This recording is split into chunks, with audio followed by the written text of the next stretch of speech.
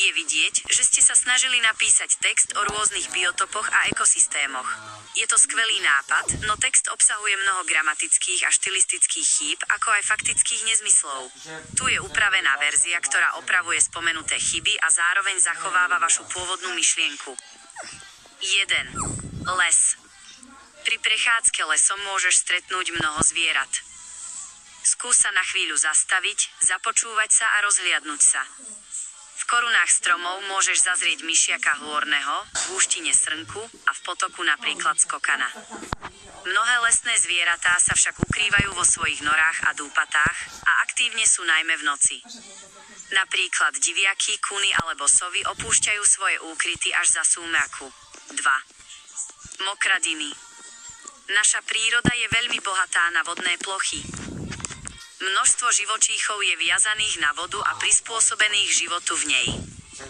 Častými obyvateľmi sú malé bezstavovce, ktoré voľným okom ani neuvidíš.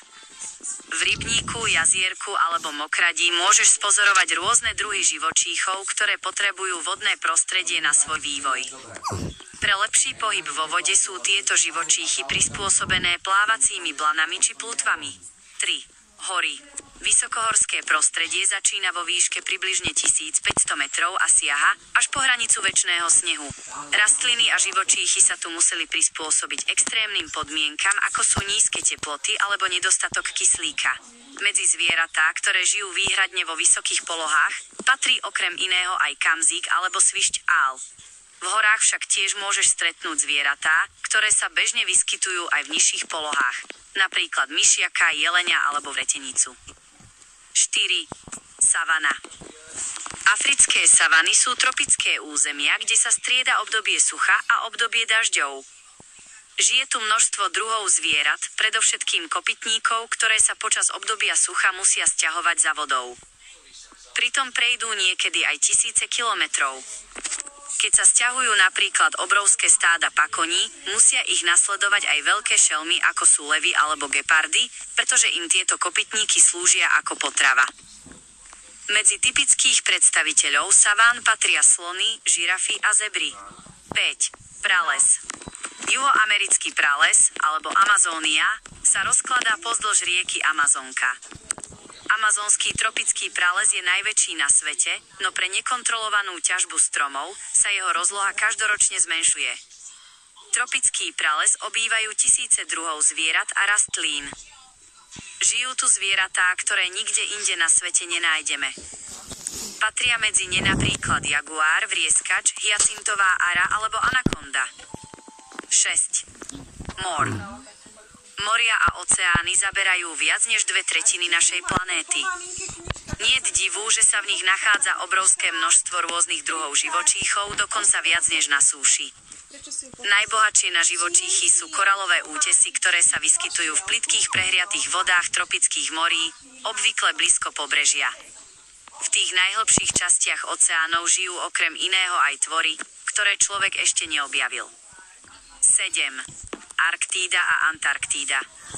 Arktída a Antarktída sú nehostinné oblasti rozprestierajúce sa za polárnym kruhom na severnej a južnej pologuli, kde väčšinu roka teplota klesá hlboko pod bod mrazu. Živočíchy sa miestnym klimatickým podmienkam dokázali prispôsobiť. Veľké cicavce, ako sú ľadové medvede alebo tulene, majú hrubú vrstvu podkožného tuku, ktorá udržiava ich teplo a chráni ich pred zamrznutím. Arktída a Antarktída sú veľmi krehké ekosystémy, ktoré sú v súčasnosti ohrozené topením ľadovcov, čo spôsobuje globálne otepľovanie. 8. Púšť. Púšť je neúrodná oblasť trpiaca nedostatkom vody a vyznačuje sa nedostatkom vegetácie.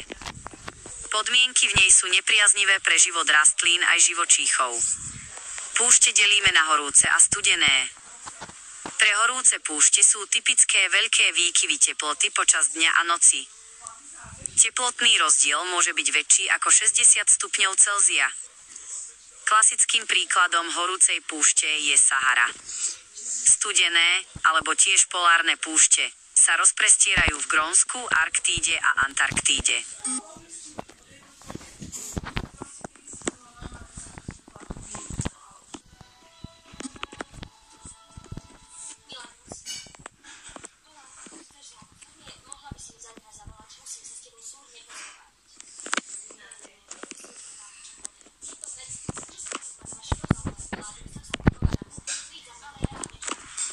vidieť, že ste sa snažili napísať text o rôznych biotopoch a ekosystémoch.